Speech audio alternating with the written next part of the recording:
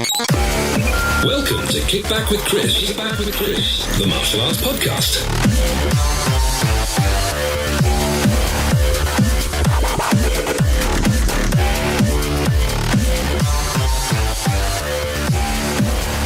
Hello and welcome to another episode of Kick Back with Chris. I hope you're all well. I hope you've had a great week. I've had a busy couple of weeks. This last weekend I was away at the MABEX martial arts event hosted by Mr. Gordon Bircham. We're actually going to be covering that event a little bit later on in the show with our regular guest, Mr. Matthew Chapman, and his Mat Chat, amongst other things. And we're also going to be joined by Mr. Tom Nicholson, who was actually on our show three or four, maybe five. I lose track, to be honest. Anyway, he was on our show recently talking about something that he was pushing within his school for a bit of wider reach, which I will actually talk to him a little bit about when he's on the show a little bit later on. So we normally at this point in the show we would go through little bits of news and things and events that are going on, but you know, with it being November, a lot of people are understandably starting to wind down now. So I've got a couple of interesting bits that I've picked out actually this morning just before coming on air. One of them I've covered before, but I'm going to give it an extra plug because I think some of the details did actually change. So on Saturday the 24th of this month, we've got the ITFU European Cup. So one out there for all the ITF Taekwondo practitioners, if I can say it. It's at the Richard Dunn Sports Centre, Ruley Avenue in Bradford, and the postcode for that is BD61EZ. If you wanted more information, my words will not work this morning. It must be this cold. The website is itfunion.wiredma.com. If you go on there, I'm sure you can get all the information. Now, the one other extra bit, a bit of an interesting one. This is the cool thing about social media, the way it works, and how you just pop these things just pop up sometimes. I saw this poster actually in a Facebook group. It wasn't posted in mine though. And that's just a quick one while I'm up there. I know there's not many events and things going off now, but don't forget to post your little bits of news and things in the podcast promotion group.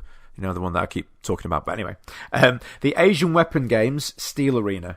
Let's check that I've said that again. So the Asian Weapon Games Steel Arena. It says on the poster, coming soon 2019 to London, UK. So, and the top part it says Hammer Presents. So, just having a quick read on this, what this is it's like an open tournament for Asian weapon practitioners. So, you know, it's not going to be one set weapon against one set weapon. It's kind of all the weapons all mixed in. So you don't know who you're going to be competing against. Now, obviously, there's a very comprehensive set of rules for this. If you go into Facebook and you actually search for it, it should come up. The poster I found pretty easily. It was on another Facebook group, which I won't mention. I don't want to give them another plug.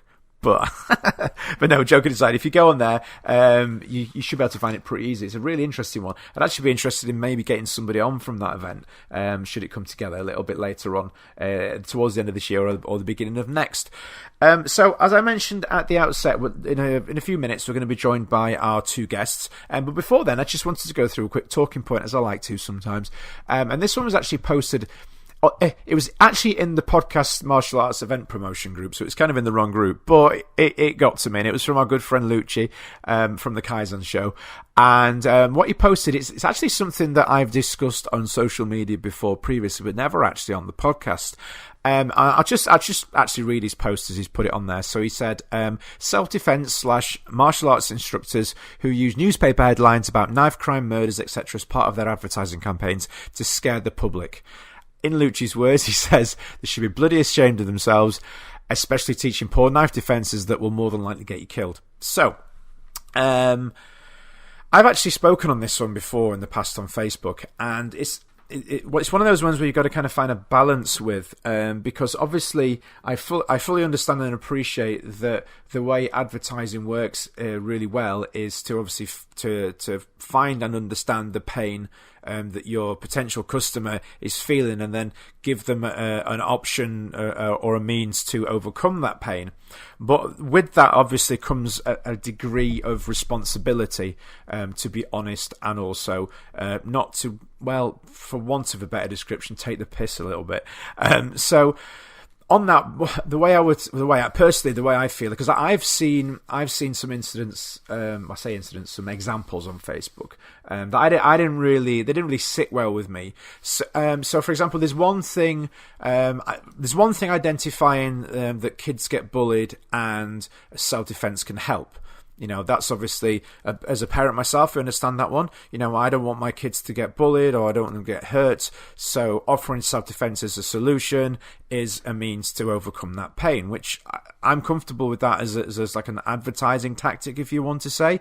But where I think sometimes I personally feel it definitely crosses the line is when people take actual real life examples of killings, stabbings, of attacks, and use the newspaper or news link video headline as a means to promote their class. So things like, if you want to avoid this, then join XYZ martial arts school. And then they actually link to the news article of a fatal stabbing or some, that to me, that's just a step too far.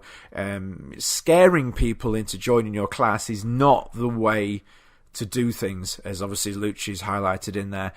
Scaring the public into spending money to join your class is wrong on in my opinion on so many levels. And as I said right at the start of this, there's what we need to be very clear on is there's a difference between offering a solution to sort of a more generic or less specific pain, as in what I said before, parents worrying about their children potentially being bullied, versus taking an actual event, a real life event, somebody's family changed forever, somebody losing their life, somebody scarred for life, and using that as a mechanism to drive people into your martial arts school. And then as Lucci actually mentioned in his post on the group, and to then top that off by teaching them something that's going to get them in a worse off position anyway. I think it's fair to say we see that sort of thing within the industry a lot, and one would hope that with time people will stop doing it. I know there's always going to be people out there, there's always those chances that will always do these sort of things, but what is the answer? What do we do? It's a difficult one, isn't it? I understand that some people don't want to create that level of confrontation by questioning the post, but would it be an option to, engage in a civil conversation about it, or if these people are willing to use those sort of tactics to promote and to advertise, are they more likely to throw some sort of a hissy fit at you on Facebook if you do question it? I don't know. I've not got the answer to that one.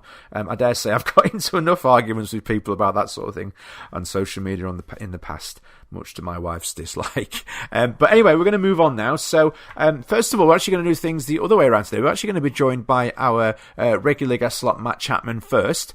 So we'll speak to Matt. I'll be back on the other side. And as always, get those pens and paper ready to make some notes, and I'll catch you on the other side.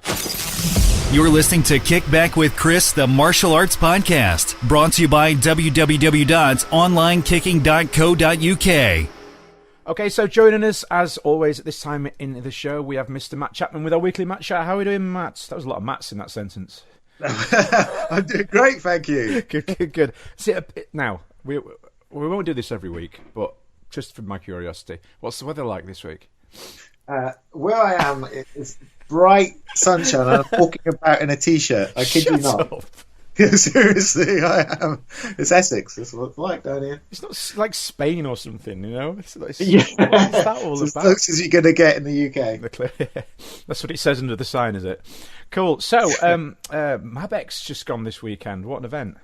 Yeah, it's amazing, wasn't it? It's so good. Like even better than last year, and last year was good. Definitely. But this year kind of, they say raised the bar, but it did. It was really special. Yep, and of course you were there as a speaker.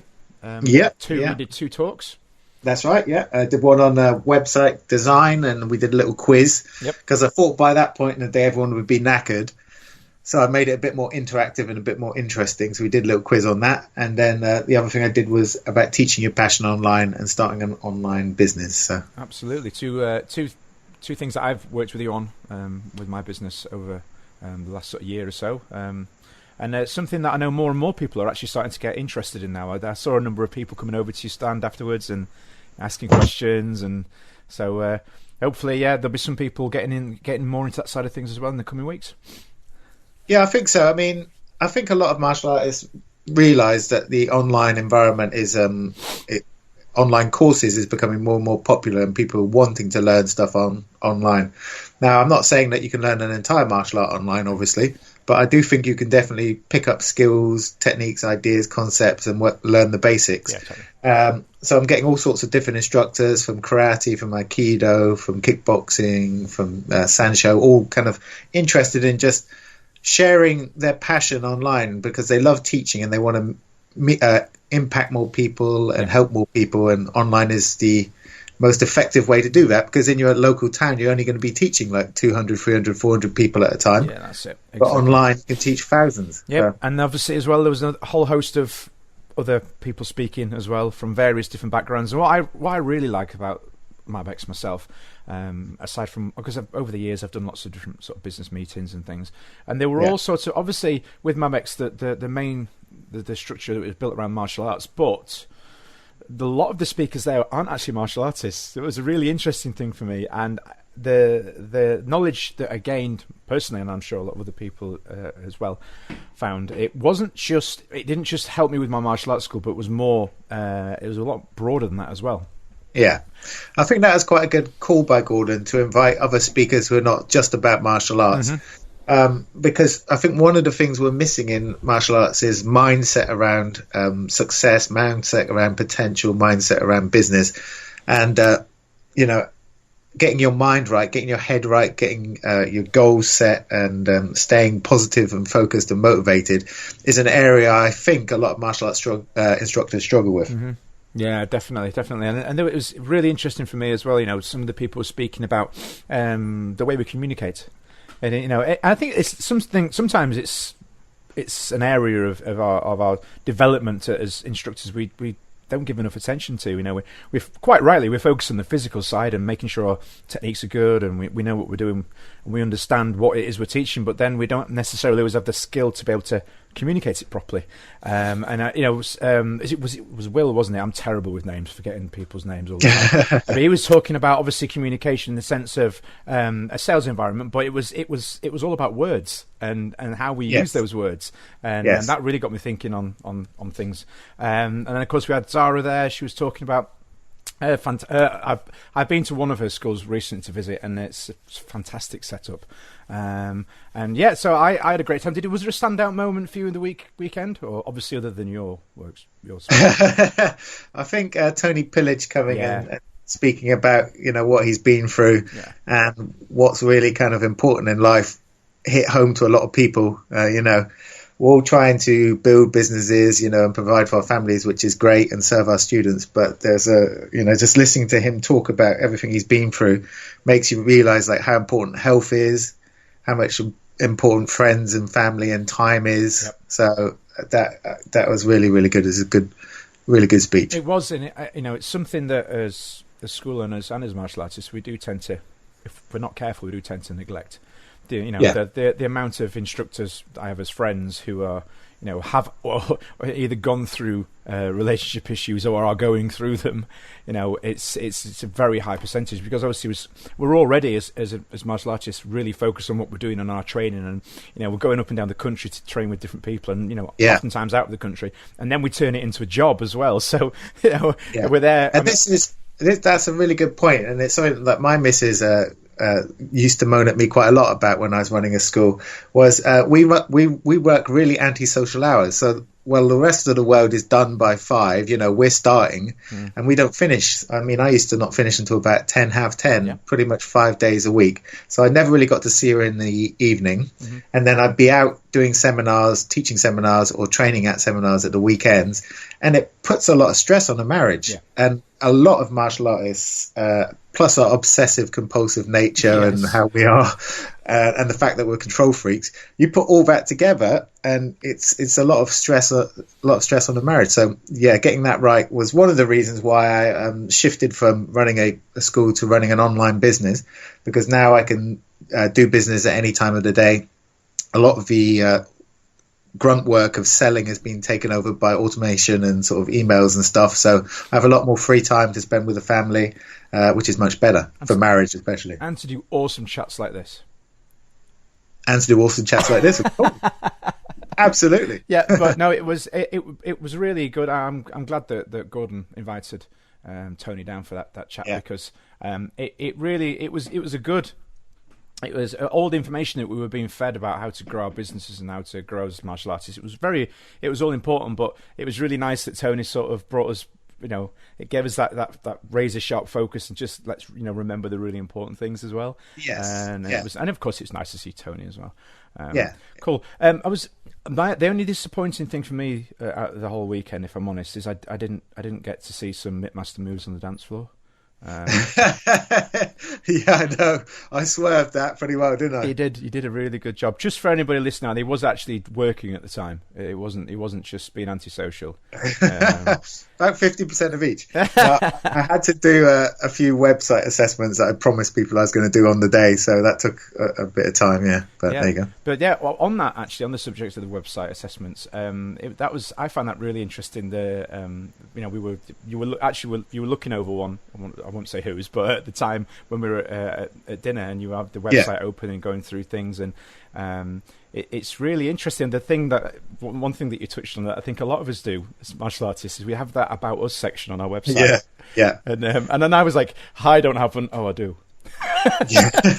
Well, I was just being a bit mean with that, but what I basically said at the MabX was you shouldn't have an About Us section on your website, because it's focused on you and no one really cares. And that's kind of true. If I look at the stats for my old martial arts website and the page visits, which pages were getting visited, the About Us section rarely got visited. No one went and had a check, and it's probably just me checking, my pictures and my videos on it. Yeah. So my focus for a website is on what's the benefit for the person coming to the website, not on how great I am or what I've done or what I've achieved.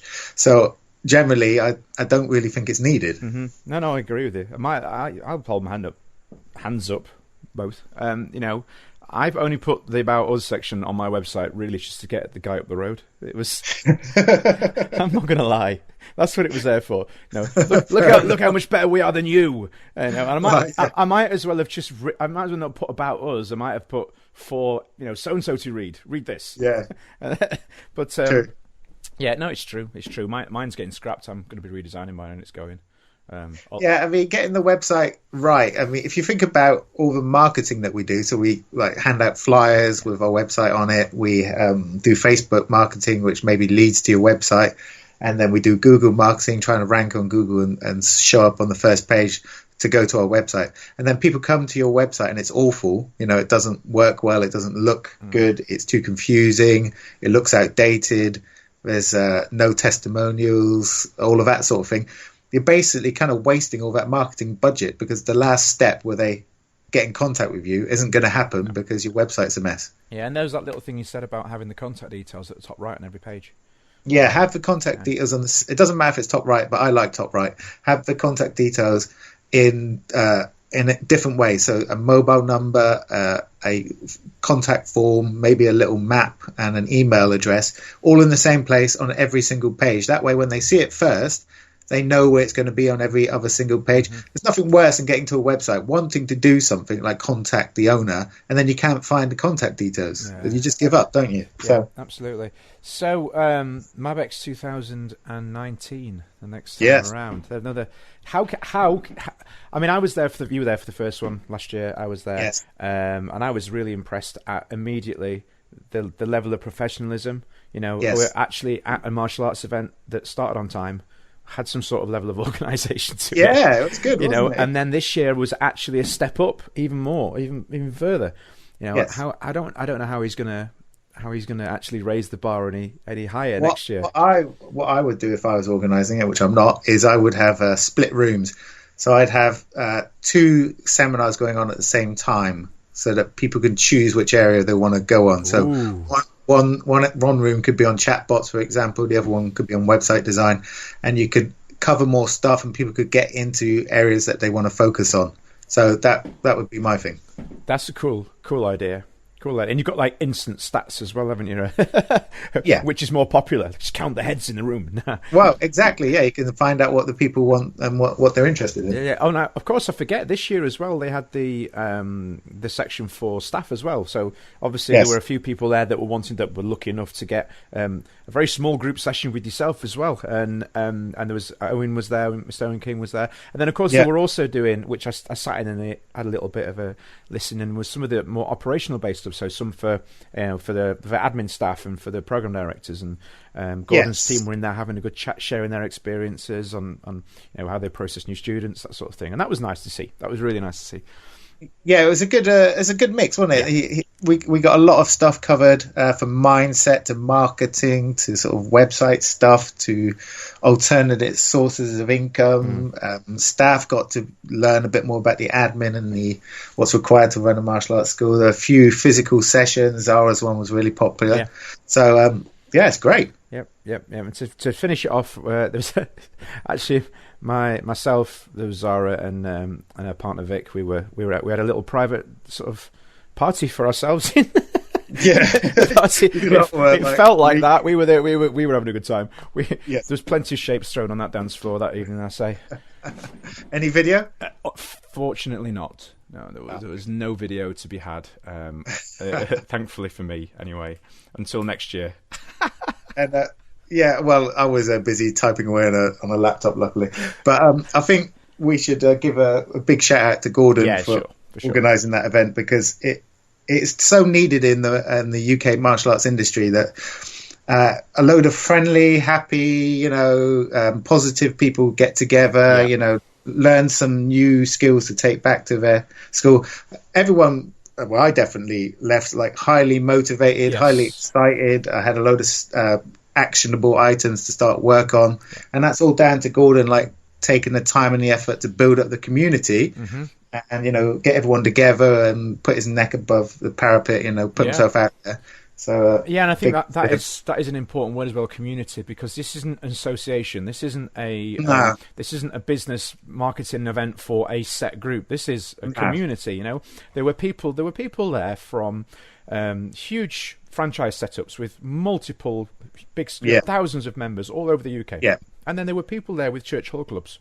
Yeah, great, isn't it? There to learn, to grow, to develop, and also to share. And and joking aside, I know I was having a little bit of a joke about we were in the party and we were dancing around, but there were people networking all evening.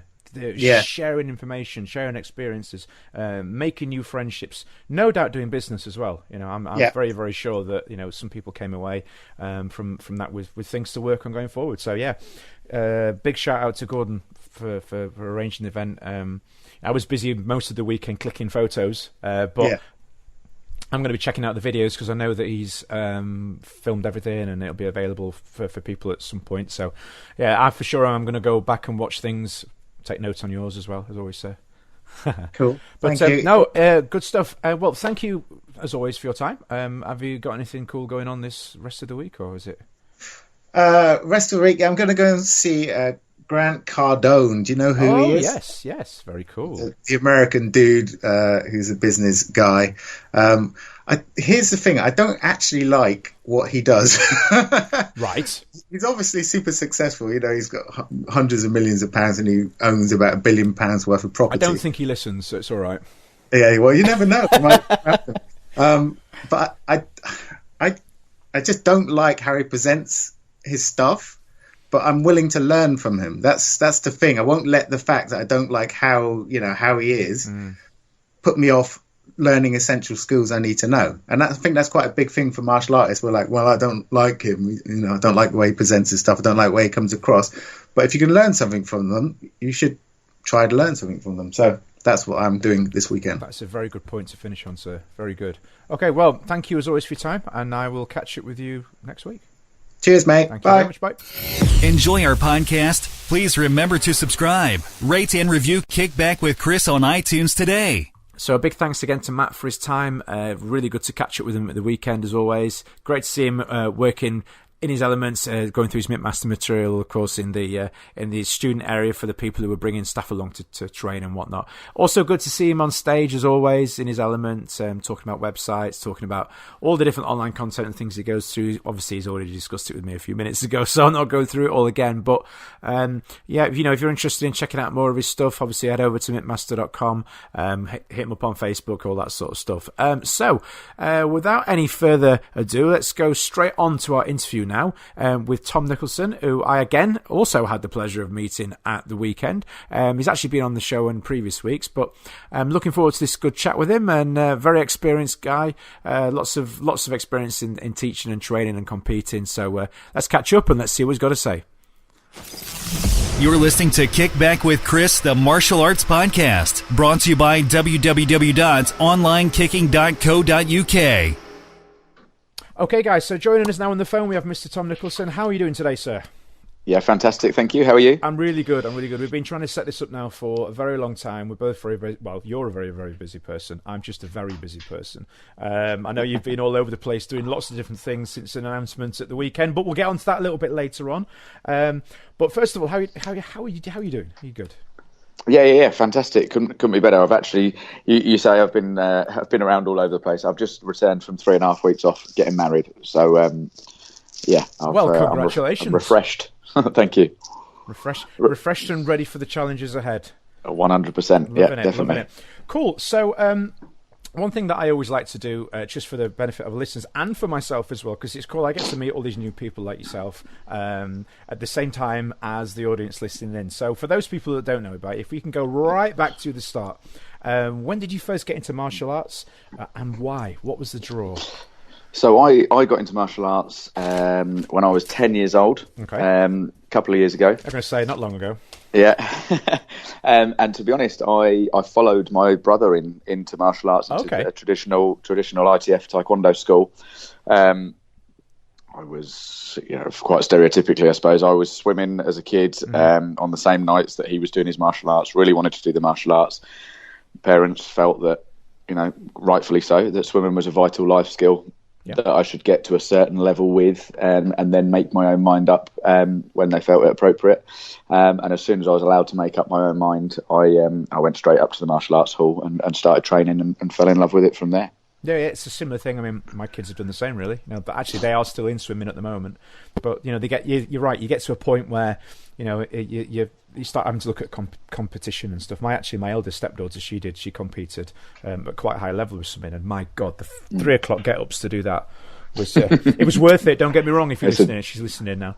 It was good, and it was good to see her succeed and achieve. But my God, it was hard.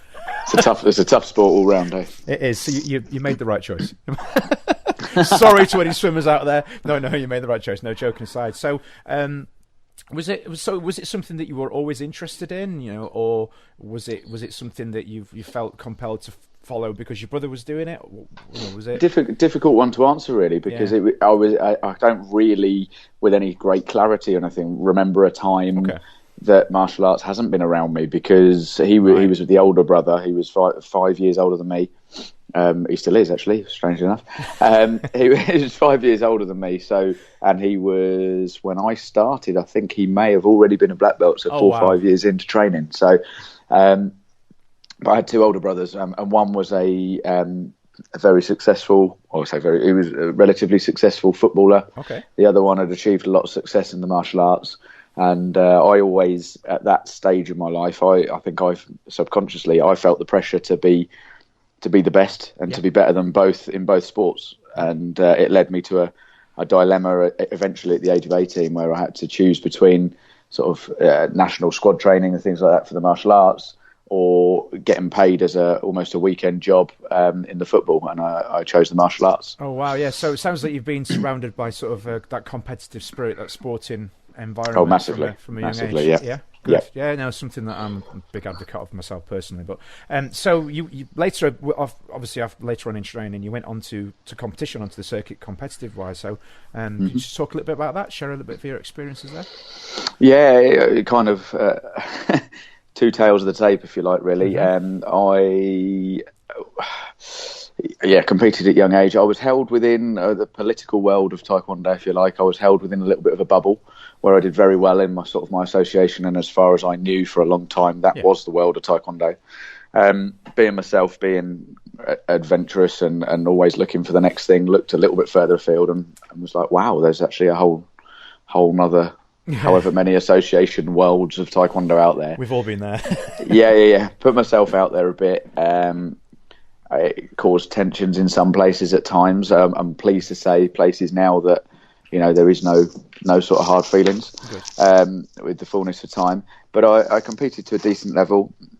The politics played a part in some decisions, and after an outing for the national team, achieving against the odds, really achieving a bronze medal at the European Championships. Then got some poor decisions I believed to be politically led the next year round, and vowed to never compete again and stepped away from competition for 10 years. Wow.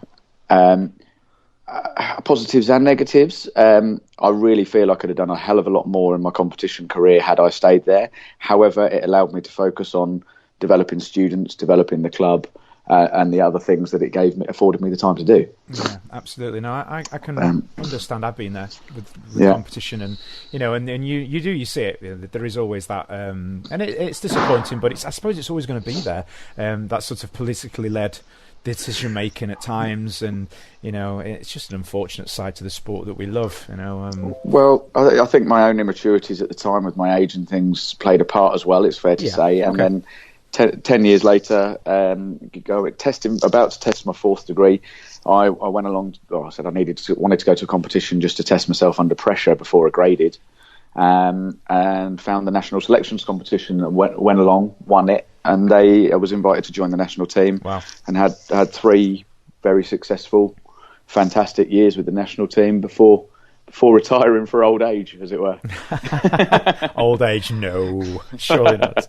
So I believe back in around, was it 2002, which is the same time as me, actually, you opened your first school? Well, no, I opened the school that I own now. I actually opened the school in 1998. Even before then. Okay. Yeah, my first sort of failed school, actually. I ran it for about 6 months. Didn't have a lot of support from the people around me. The people around me, and not meaning it in a negative way, were through and through martial arts people, and not in any way business people that were willing to share that kind of knowledge and acumen. So I kind of went out alone at it, gave it my best shot as an 18-year-old instructor would, and 6 months later decided. Turning up to class, having 5 or 6 people there each week, wasn't for me, and that I should concentrate on my competition and that go in that route. So then helped out at various places, developed my experience, and 4 years later, 2002, started Pro Action Martial Arts. Wow! So. A lot of people out there, maybe even people listening to this now, will have had schools, and I mean, there's schools that they open and close all the time. But I think for a lot of people, when they've had that sort of negative experience, it puts them off having a go. But you came back for a second bite. Yeah, I very early on in my professional career, I kind of found my entrepreneurial spirit and wanted to go out and do my own thing. So I became self-employed. So fully at 23 years old anyway. Yeah. Built a company which was successful, and we sold after 2.5 years of trading. Wow. Successfully sold that, but then went through the trauma of although it doesn't sound like a trauma, it was at the time, the trauma of a hugely successful company. I mean, we turned over nearly £350,000 in the first year.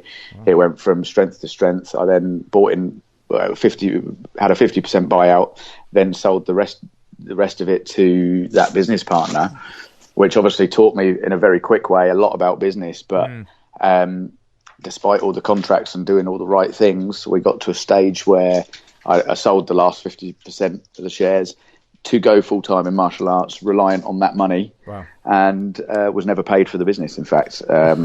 So again, got both ends of the business world of a successful business sale into being in court, trying to fight to get the money I was owed, which never came through, and actually nearly broke me on a personal level, but nearly broke me financially.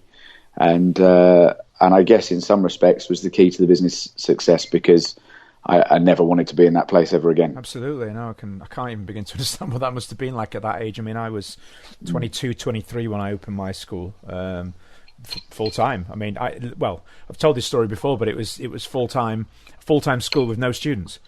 You know, I found the building, signed the lease, matted it out with what money I could scrounge and borrow from my very, very kind father and other family members. And we opened a school with no members. And I remember on day one standing there with my clipboard, waiting for somebody to come through the door. And how times have changed, eh? Yeah, well, there was no Facebook, no social media. It was still leaflets and advertising with posters on notice boards, and it's very, very different times. But we made it work. We're still here, so. So with sort of Mark II of your school, was it in 2002 when you opened?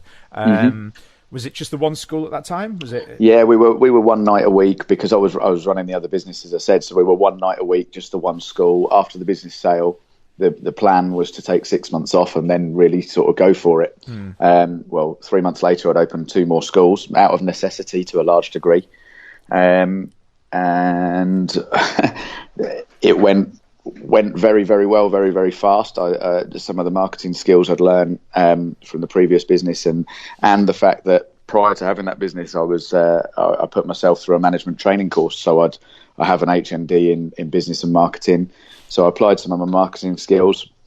And in the weekend of opening that second club, I remember we had 125 inquiries and we signed up 62 people on night one. And which was, then we're talking back now in probably 2005, 2004 maybe. And that was it. That was liftoff for us. And we've just tried to, we used that model for a long time, but we've had to evolve it hugely and evolve and change with the times, and up to now where in the position that we're in now. Yeah, from going from 2002, fast forwarded now all the way to 2018, I think what year it was then. It's been a long one. Yeah, where are you now with the schools? Because I believe it's quite a substantial list within the group now, is it? So monthly paying members, we've just broken the 1,000 mark, which was a big goal for us. That including the franchises. So we have 15 locations. 7 of which one is our main sort of hub, our 5,000 square foot facility in Northampton. We then, all of the others are out of rented accommodation, as in school halls in the main. 7 of which are mine, if you like. We term as our satellite schools that I own and we pay instructors to teach. And 7 of which we use the term franchises. It's license agreements, licensed schools where they're instructors who all have come up organically through our programs, through our group, and said, "Look, I want to open my school," and so we offer that facility for them as well. To be honest, probably at a loss almost, just because we want to serve as many people as we can, and I see it as a way of growing the schools and still being able to serve those instructors, maintain them within the group, and keep everybody happy and keep us growing. Yeah, but 1,000 members, that's big. Well, people say that, and I don't mean this in any other way than it's said really, but across 15 schools, that's not lots of members. No, I take your point. We've got several locations which are in small villages and things, so they're smaller anyway. But we expect that to be over 2,000 certainly within the next 3 years. Yeah, sure. With the systemisation we've put in now. So. I was going to say, I was about to ask, how do you see it going forward? Do you want to continue to grow? Was it something you're looking to scale up further and travel outside of your area even further, maybe go national, or potentially in time.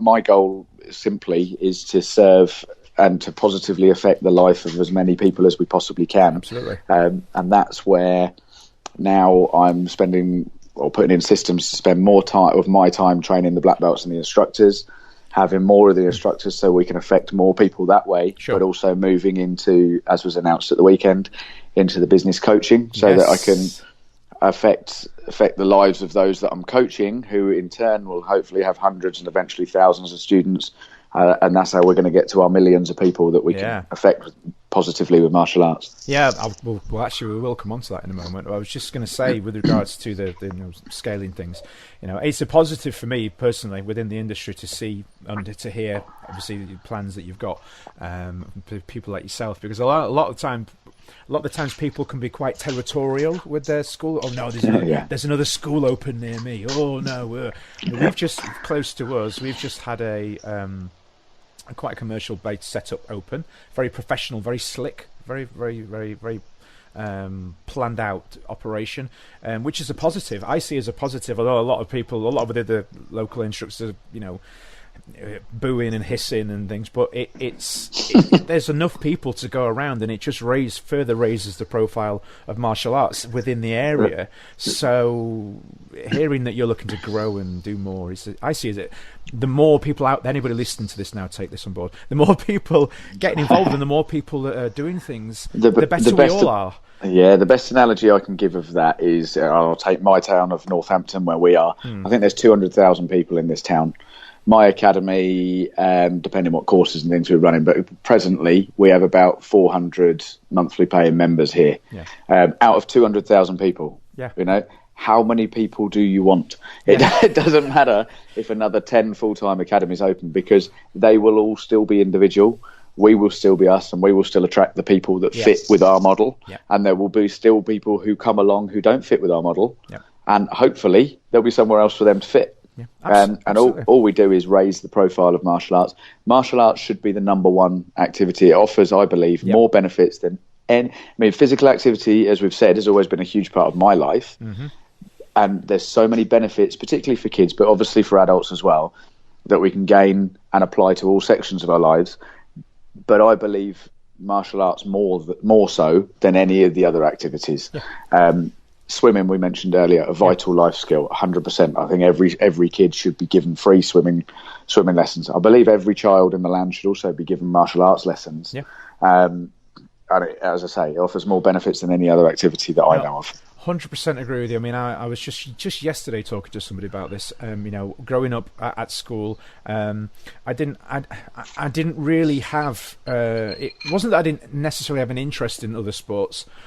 I just really couldn't do them. I wanted to be good at it. I wanted to impress my friends. I wanted to be in with the in-group. But I struggled. I really found it hard. Similar to yourself. Yeah, I found martial arts, and don't get me wrong, I was, for want of a better expression, I was shit at martial arts as well. But I loved it. And I wanted to be as good as my instructor at the time. And that was my driving force, and I found that spark. And then, because of the many facets of martial arts, because it's not, to be good at football, you got to be fast. You got to be able to run. I couldn't run. I was crap at running. And all the other sport, unless I was going to play in goal, but then I didn't like that. But all the other sport, they seem to have an area that you need to be good at something in order to excel. With martial arts, there's so many different things. There's so many different types of martial arts as well. It's not exactly on one area, which is coming back to what you were saying.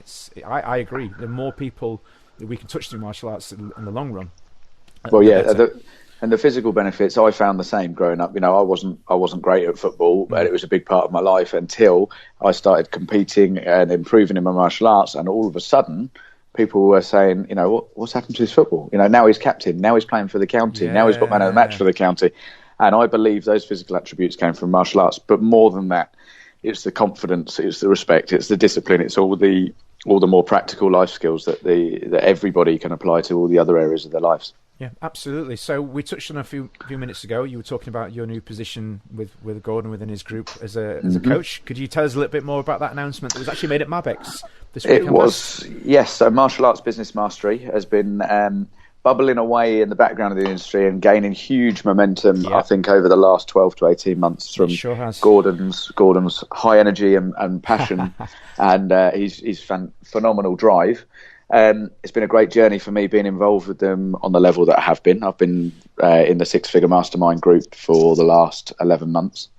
And a goal of mine, which I set out to Gordon very early on, was that actually I've always wanted to coach others. So Gordon expanding that business, he's oversubscribed. Yeah. He has brought on myself and Ricky Dubidat from the Midlands, who I'm sure many of your listeners know. Ricky has been around in the martial arts for a long time. He has, yeah. Phenomenal guy, just a really, really nice human being, humble guy, and some fantastic skills. He brings a lot of IT knowledge. We're quite different in what we bring to the table in some areas. So he brings a lot of IT knowledge and systemization in a technical manner. I think what I bring to the table is the systems and the processes of behind the. I'm trying to think the best way how to put it. I mean, one of the things, for instance, so for example, at Mabex, one of the things that struck me was on occasion, people would be talking and I would think, I can apply that to my full-time academy, but there's going to be people in this room who are renting a school hall, a youth centre, etc., and they're going to switch off because they're going to think that doesn't work for me. No internet connection or whatever the problem might be. Well, I've fully systemised my academy, and we've applied that to all of our 14 other locations, be they licensed schools or satellite schools. So we are now virtually paper-free as a business. And I believe that I can relate to a lot of the potential clients who are people with maybe less than 100 students operating from the local school hall, youth centre, etc. Like I say, I'm running schools already in that situation, and actually I'm going to try and put up a video quite soon at some stage of some of the systems and processes we use there and how we've got rid of a lot of the paper, but made it also that helps the business because you can then produce very, very quickly good management information so that you know how to market better, you know what's working better, you know what's not working so well, and lots of processes and systems in there that we can help others with. Yeah, and it's such an important area as well. A lot of people do neglect it. I mean, I'm personally, I can hand on heart, I can say I used to, and I'm still not great at it. I'll be honest. It's a lot better now than it used to be. I can tell you how many members we've got, what our active count is, which 10 years ago I wouldn't have had a clue. But it's so important. You can be the best. To be generic, I suppose, the best kicker and puncher in the world, but if you've not got the systems in place to back that up, to help it grow, to keep everything turning over and running, then it's wasted energy. I remember a time turning up teaching 6 days a week, and I didn't have a clue what we were making, how many members we had, how many members had been in the night before, who was due to arrive the next day. I didn't have a clue. I had little bits of scraps of paper all over the place, and that's key. Actually, that's a really, really good point, because so many people it's not about the money when we talk about the numbers. Yeah, sure. But there's so many people, like you've just said, who maybe somebody inquires and they say, I want to come along for a class, and you go, okay, it's at this time at this place. They don't turn up. Mm-hmm. They get left on the table. We don't have time to follow those up. We don't have time to chase them up. Well, there should have been a reminder call. There should have been processes in place. Maybe that process is in place.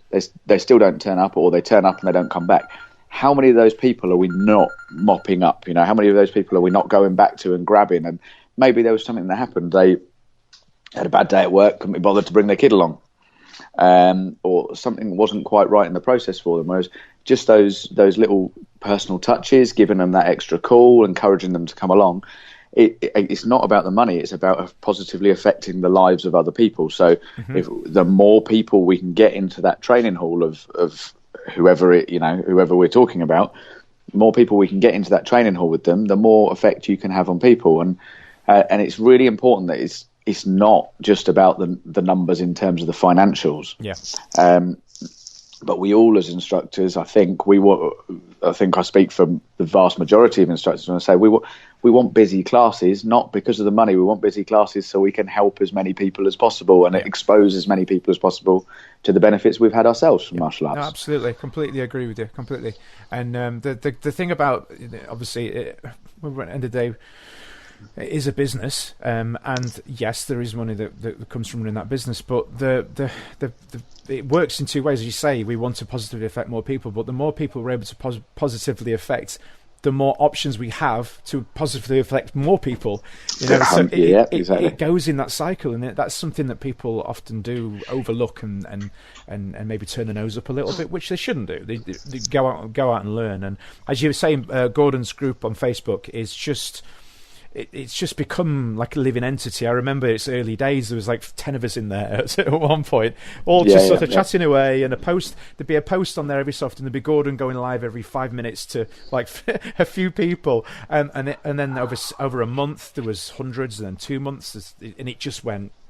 Yeah, he's done an incredible job, and all of that without a website actually. Yeah. But we do now have one. I don't know if I'm allowed to say it on the podcast or whatever. Am I or not? I don't know. I don't know. Okay. You haven't said anything. I don't know. You've not said the website address, so I mean. Right. No, that's what I mean. Am I allowed to put that out there? Well, what I will do, if you want, just so no one gets in trouble, is I'll liaise with Gordon after this chat. Oh, no. Gordon's happy for me to give it out. I know that Gordon's. I don't care then. Let's go for it. Oh, that's fine. Right. Yeah. So it's not fully finished yet, so I don't think it'll be up yet. But it was only sort of a week or so away. mabusinessmastery.com is where the coaching will be hosted. So there'll be some. I know we've had a meeting this morning, a bit of a strategy meeting this morning, myself, Gordon, and Ricky, and there'll be some huge big offers going on there where you can go and get loads and loads of free stuff. So it's worth checking out from that anyway. But that'll also part of that it will also get you into the Facebook groups and things where there are literally now hundreds, if not thousands, of school owners communicating daily and all helping each other out, which is what we want. Absolutely. I've just typed it in now just to see if it does anything. It does actually come up. There is a holding page there, so it does actually work. Okay. It'll be fully live in the next week or so, I believe. Yeah. Actually, I've just been chatting to Matt a few minutes ago before your call, and we were actually touching on Mabex and what a fantastic event it was. Was this your first year of Mabex? Did you do the year before as well? It was. I didn't go last year, wow. And actually one of the things I wanted to touch on was that it was opened with Nick James's talk. Yes. And his first point was get your own shit together. Yes. That's one of the other things with the coaching. I've gone through a huge journey in the last couple of years through personal development, and that's something else I want to bring to the coaching as well. Is to coach not just the business, but to coach the individual business owner as well. Mm-hmm. And it's all about making people as good as they can be. But sorry, I've cut across you. Mabex was amazing. It was. It's all relevant. It's all good. I was there last year, and last year's event just blew my mind, and I couldn't believe. For a first event, how well put together it was. How you could see the amount of. Everyone that knows Gordon knows that he's a very intensely focused guy, and when he gets his mind set on something, he will do it to 110% and nothing less. So I was expecting it to be good, but I wasn't expecting that level of good when I arrived last year. And I remember at the end of the week, I'm thinking, how is he going to improve on this for next year? Which he did, and then some. This weekend gone, I'm not doing this. There's nothing in this for me, guys out there listening. Maybe the next year. I'm joking. No, little plug in there. Yeah. You've got to. But no, it was an amazing event, and I remember turning up and looking as I went through the door. Because this year I was helping him out with, for those that weren't there, I was helping him out with little bit, photographs. I've known Gordon for a long time, and Gordon asked me, and I remember I think I said no 3 times to doing photography, and he kept coming back, he kept asking, and eventually I was like, okay, go on then, I'll do it. So I went through the doors before anybody else was really in there, and I looked in, and there was all the tables were all set out, perfect lines, books in every place. Pens, everything was meticulously set out and detailed. And there was an aura in that room, wasn't there? Yeah, I just knew the moment I walked through the door, this has just gone up another level. Besides the fact there were more tables and chairs. I saw a post from Zara Pythian, I think said something along the lines of, have we just woken, this was on the Monday, have we just woken up following the UK's best ever martial arts event? Yes. And I think the answer is a resounding yes. Yeah, and I've never met Zara before Mabex either. What a fantastic lady she is. Oh yeah, I've known Zara for years. We go back a long time. But it definitely. I agree. I actually put something similar as well. I said, Gordon just raised the bar. It absolutely just raised the bar for everything. As always with an event of this sort of type that's running over 2 full days, times changed around a little bit. But that was down to no other reason than the speakers giving us more information. Yeah, than they were actually so much content. So I didn't mind it running over a little bit because it meant I got more stuff to learn. So that was cool. Giving my feedback directly to Gordon this morning, one of the things I said that I loved most about the event was there was not only was there 1,000 member plus school owners, 10 people school owners of all the different styles and whatever, but everybody was sharing information. They didn't. I'm sure there was probably a couple of people in the room who know each other from disbanded associations and didn't want to talk, but I didn't pick up on any of that. Maybe I'm just oblivious, I don't know. But what I did pick up on was 99.9% at least of people openly sharing, helping, working together, and just bringing the industry up, which it as a measure of the event and Gordon's work in itself is just phenomenal. Yeah, no, you're right. I was chatting with Matt just a few minutes ago, and we were talking about, well, no, it was actually more than like 40 minutes ago now, but we were, one of the things I said to him was, there was people from national franchises right the way down to Churchill schools just opened. In that room, all learning together. There was people doing the guys I would term old school, and that still to this day run, quite sort of hardcore, tough schools. They were in there, they were learning. There was people. I don't say this in a negative way, but there were kids there. There was like teenagers, I'm only jealous, and they were in there. Now, God, if I could have been there at their age, learning that, wow. He had the staff section going on as well, didn't he? So some of the bigger school owners brought staff along. Which what a great opportunity for them. Yeah, absolutely, because they, if I'd have had that at that age, that would have been. I mean, I'm not going to complain at the people I got to work with when I was, in my late teens and early 20s. I was really lucky in that I got to be around some of the larger sort of martial arts sort of business players at the time. But to be there at that event and to get to learn from. Not only to be around some great martial arts school owners and martial artists, but to be able to do the physical section as well, learn some great drills and skills and operational procedures, that sort of stuff. But for me, another really cool thing about this, although the main focus on it was martial arts business, the speakers weren't all from a martial arts background, which for me was super important. Because it was only Gordon and Zara, right? I think everyone else was a non-martial artist. It was Gordon, Zara, and Matt. And Matt, sorry. And then I'm trying to think of any of the others. I know some of the others had dabbled in it at one point or another, but they weren't still actively training. They didn't have schools or anything, which I found to be great because there was no, and the reason I thought it was good, there was no sort of lean one way or another. There was no bias towards a style or an association. It was just, these are the facts. And it is fair to say as well, also, the martial arts industry has raised up over the years. So I think we do, and where that was probably easier to do, if I'm honest with you, 10, 15 years ago, now the bar is raising regularly in every town.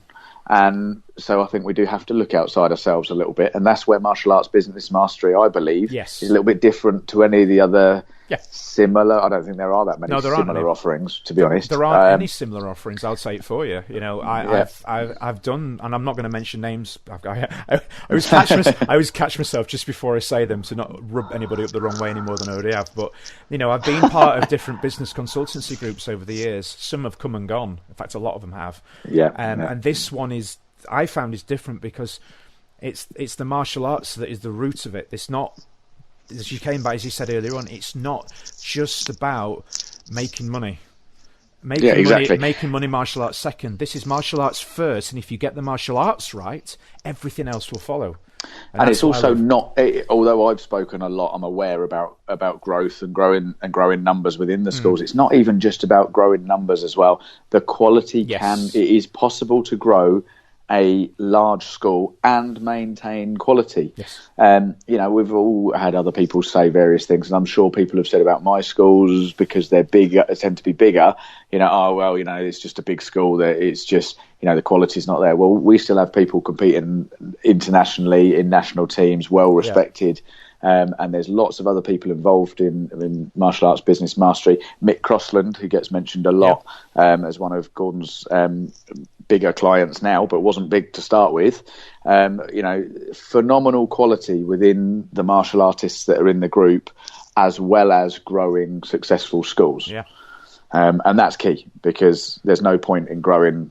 I don't see any point in growing big numbers of rubbish. No, you're One right. of a better phrase. No, you're right. You're right. Absolutely right. Spot on. Now, something that we actually discussed. Well, actually, no, you did. Very, very good job, I might add, of sending me in a recording a month or two back about how do I describe it? There was a scheme. We'll say scheme. You had going white belts. White belt for a week. Was it for a week? Yeah.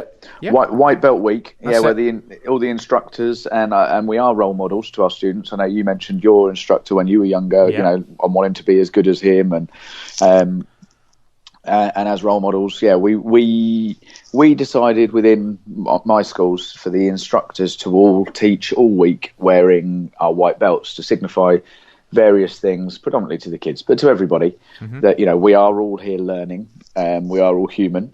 We were all there once, and but also we did it right at the start of the school year. To signify, we all have challenges and we all overcome them. And there was a lot of students who are kind of mid-range in the colour belts, if you like, who've maybe done 2, 3, 4, 5 gradings, and are struggling at school. They're struggling to fit in with their class, or they're having some issues. And it just served as a little reminder to them of, actually, I've gone through gradings, and gradings should be tough, and they've struggled through, or they've been nervous, and they've been maybe I don't like to use the word, but maybe they've felt a bit scared, and they've overcome that, and they can relay those feelings back to their lives. So it was really, the main thrust was to inspire kids, and it went quite big after our little podcast. Good. So we had people in New Zealand, Australia, Holland, America. Wow. They jumped on board, and that was I think about 3 or 4 days' notice. So next year we'll plan it, organise it a little bit better. I'm hoping that there's this guy called Chris who's going to help us with his podcast, I wouldn't bother. He's a waste of time. And give us a big shout, and we'll push it out and try and do something more formal. Maybe we can get martial arts business mastery involved as well. Yes. I'd like to put it out as far as we can to primarily the vision will always be the same, to inspire kids to overcome any challenges, and that's the main thing. But also, again, it will unite the martial arts industry. It gives us lots of opportunities of sparking work within schools, which is where all our students are. Not all our students, obviously, not the adults, but a lot of us, I'd say 78 to 80% of schools' student bases. And it gives us the opportunity to tie that all together and grow more and inspire more children. Absolutely. And just on a quick note there, guys, did you hear that? You see, those of you instructors out there that are listening now, and I keep banging on about, if you've got something to promote, tell me about it. See, I can get you people in New Zealand. And all over the place. So send your stuff in. It's the industry. I'm seriously though, Tom. It's the industry. It's so difficult, and I'm sure you've found this a little bit. It's so closed off at times. I'm shouting from the rafters, "Hey, free platform to promote things." Oh, I might send something. No, I'm trying to help everybody. I'm trying to help you all. I'm this free radio station for you. Just send me your things, and I'll tell everybody. My goodness, we're getting there. We're getting there slowly. I think it's a technology thing. Well, yeah, there is that to a degree, and the closed school, small-minded thinking of martial arts is, I believe, thankfully, is dying. And because it's the open-minded schools that want to share, that have the right ethos of developing people the right way, are bubbling up to the surface now, and martial arts is on the crest of a wave, and I think it's gonna boom again and again and again if we as the industry continue just to lift it up. Absolutely. So going forwards, 2019, future plans. You've got anything that you're personally wanting to work towards, or you've setting yourself as a goal for yourself, for your school, for your staff? Anything you care to share? Or I've got a couple of things for the school which are quite major, but I need to share those with my staff first. Teasers. But it does involve some systems and processes which I'd like to share with the industry once I've shared with my staff. it'll involve more, for me personally, it'll involve more training of the instructors, more training. We're running a new instructor training course, two new instructor training courses in January, a new junior leadership in January, starting January, and I will be focusing a lot more of my time on serving our members as the very, very best I can, whilst also providing some more of the elite level training to the instructors and black belts that we have within our group. Okay. And you know, if there's anything that I can offer to people out there as well, you know, I'm just trying to do what I can for the martial arts industry. So, where's the best place for people to get in touch with you? Then, is there anywhere to look on Facebook or on the internet? My profile on Facebook, obviously just under my name, Tom Nicholson, or my website, which I probably should speak to Matt about, to be fair. My website, which is martialartslessons.co.uk, and my contact numbers and things are on there, so you can contact me on there. It's okay. It's not a website. It's not a website. It's a website. I've looked, guys. It's a website, not a website. That's to be fair, I can't remember. I don't look at it. But yeah, probably Facebook is going to be the best way. And by all means, fire anything you can over, and if I can help, if there's an issue you're having in your school that you think, do you know what, he might have been there, he might be able to help us with that, then I'm only too happy to. Yeah, and take him up on that offer. You know, I'm going to pick his brains as well at some point. Absolutely. Shouldn't take long. Brilliant stuff. Well, thanks for your time. That's 45 minutes nearly. That has whizzed by incredibly fast. Wow. Is there anything, just before we close, is there anything that you'd like to just touch on briefly before we finish, or yeah? No, just your last question, actually. One more goal I do have. Yes. Is, at the disgust of all my staff, is talking more. So, okay. Events, seminars, etc. Let me know. I would love to share as much as I can. There you go, guys. This is the start. This podcast interview is the start of a global empire. We're going to be seeing you on stages everywhere. Now, joking aside, I really do hope it goes well for you. Thanks again for your time. And thank you very much. I do still, although I said I was going to come, the original plan was to do this interview in person, but it just didn't quite get there. But I still do want to visit your school because it looks amazing. I've had a little look on Facebook, and if you've not, go check it out, guys. This place just looks immense. And I like to go and jump around and have a kick about in big schools like this. And as a taekwondo guy myself as well, you know, it's always good to get down and have a mix and come be a 100%. Come be a student joining the class. Anytime. I would love to. Brilliant. All right, well, thank you for your time. Thank you very much. We will talk again very soon. No, thank you. Will do. Enjoy our podcast? Please remember to subscribe, rate, and review Kickback with Chris on iTunes today. Big thanks to Tom for his time again today. Great interview, I feel. It was really insightful and great to hear what he's got going on with his business, with his training, and obviously learning a little bit about his past as well. If you're interested in checking out any of the things that Tom spoke about, obviously you can go through to the show notes. I'll link everything in there. Also, he contacts us direct through our website, or obviously look him up on Facebook, as he mentioned. So going forwards in the next couple of weeks, as I mentioned previously, I'm just playing around a little bit with the way that the show's formatted, the order that things drop in. Obviously today we didn't have a lot of news to go through. It's just, as I say, it's that time of year. That said, please do continue to use the podcast group to advertise what you've got going on. We've got a podcast promotion group, especially for you guys out there. They've got events and tournaments and charity things going on. So please do remember to post in there so that I know I can dip into there for content for the show, and obviously so that I know I'm giving you guys the exposure that you're after.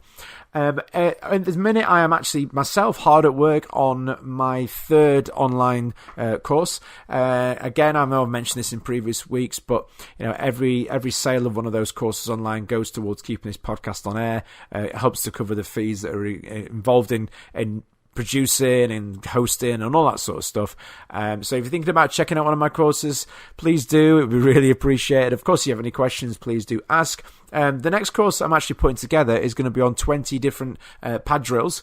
Some of them are conditioning based, some of them are to train techniques for balance, that sort of thing. They're all great fun. They all really hurt your legs in a positive way. So whether you're a student or an instructor, somebody looking for different pad drills to drop into their training or into their classes, I'm going to have some more details very, very soon. And you should be hopefully within the next couple of weeks be able to pick it up on onlinekicking.co.uk, which of course is the main sponsor for this podcast.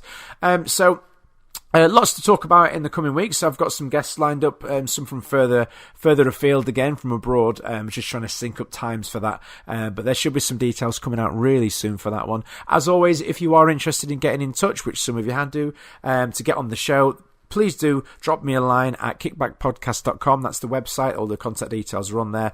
Obviously, you can also get me on Facebook, or if you want to drop me a text even, my number's 07802 889 391. I'm not worried about giving that out because it's over the entire universe anyway on all my business cards and all my stuff on my website, so that's cool. But yeah, do get in touch. I'd love to get you on the show.